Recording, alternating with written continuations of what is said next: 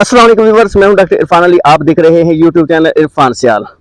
आज हम आपको बताएंगे कि एक जानवर जो गाय भैंस वगैरह हीट में क्यों नहीं आते। लेकिन इससे पहले अगर आप मेरे चैनल पर नए हैं तो प्लीज़ इस चैनल को सब्सक्राइब कर दें, लाइक और कमेंट्स बॉक्स में अपनी कीमती राय का इजहार भी फरमाएं। जी चलते हैं इस टॉपिक की तरफ कि जो जानवर गाय भैंस वगैरह हीट में नहीं आते उसकी वजह क्या होती है। तो सबसे पहले नंबर एक जिसको हम गिन लेते हैं ऐसे कि जनरल असबाब जो हैं, आम जो इसके असबाब हैं वो क्या हैं। दूसरा जो है वो कार्पस ल्यूटियम जो है जब परसिस्ट करता है तो फिर क्या होता है। मतलब यह है कि आम जो इसके असबाब हैं उसके अंदर नंबर एक कि खुराक नाकस होना या खुराक की कमी हो जाना। दूसरी चीज कि हार्मोन की कमी हो जाना। तीसरी चीज कि ग्रेफिन फॉलिकल्स या कार्पस ल्यूटियम उसका ओवरी के ऊपर ना होना। और नंबर 4 कमजोरी। नंबर 5 दबाव का शिकार है जानवर, यानी कि ज्यादा भीड़ के अंदर है और जानवर जो है दूसरे जानवरों से डरता है तो इस वजह से भी। और छठी चीज है कि विरासती मसला होता है, जेनेटिक्स प्रॉब्लम होता है, यानी कि किसी वजह से जो उसकी बच्चेदानी है वो पूरी डेवलप नहीं हुई होती।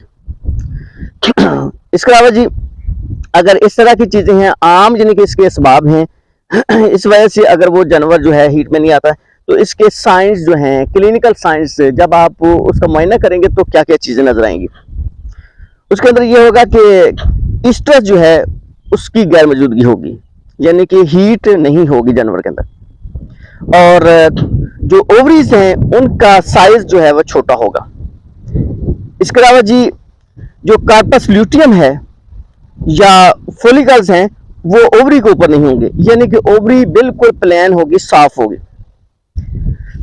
इसके इलाज की अगर बात करें तो इसको मकवी खुराक दें।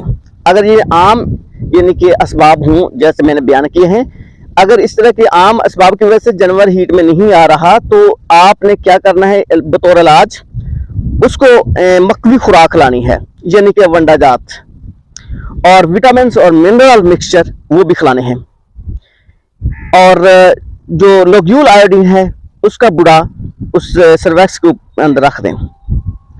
और कुछ जड़ी बूटियों से तैयार की गई मेडिसिन भी दे सकते हैं, जैसे कि गैनो वगैरह है, इस तरह की चीज़ें होती हैं। कुछ हीट में लाने के लिए जानवर को चीज़ें मौजूद हैं जैसे हीट पाउडर वगैरह।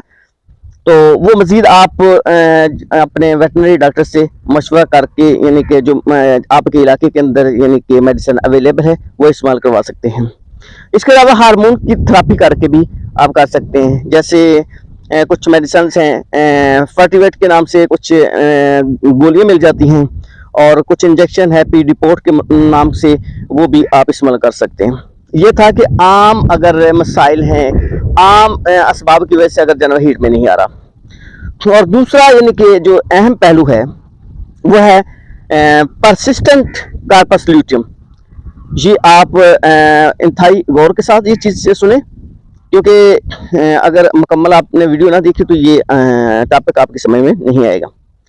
तो दूसरा अहम जो मसला है ये कार्पस ल्यूटियम का है, यानी कि यूट्राइन जो इन्फेक्शन है इसके अंदर आ जाता है, यानी कि बच्चादानी का इन्फेक्शन वो और इसके साथ ही जो एंडोमेट्रियल फंक्शन है, मतलब अंदरूनी बच्चादानी का डिफेक्ट, ये इस चीज़ के अंदर आ जाते हैं कि जब कार्पस ल्यूटियम परसिस्ट कर जाती है तो ज़्यादातर यानी कि बच्चादानी के इन्फेक्शन होते हैं या अंदरूनी बच्चादानी का फंक्शन रुक जाना, ये इसका सबब होता है।